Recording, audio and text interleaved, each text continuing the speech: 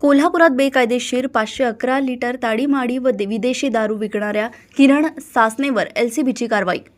कोल्हापूर स्थानिक गुन्हे अन्वेषण शाखेचे पोलीस निरीक्षक श्री सुशांत चव्हाण यांनी त्यांच्या शाखेकडील पोलीस अधिकारी व अंमलदार यांची अवैध व्यवसायाच्या अनुषंगाने माहिती काढून कायदेशीर कारवाई करण्याकरिता पथके तयार केली आहेत। पोलीस अधिकारी व अंमलदार यांच्याकडून अवैध धंद्यांबाबत माहिती घेत असताना सहाय्यक पोलीस निरीक्षक सागर वाघ यांना गोपनीय बातमीदारांमार्फत वसगडे तालुका करवीर येथे किरण सासणी याच्या घराच्या पाठीमागील बाजूस असलेल्या खोलीत बेकायदेशीर विनापरवाना सिंधी ताडीमाडीची व विदेश दारूची विक्री चालू असल्याबाबत माहिती मिळाली।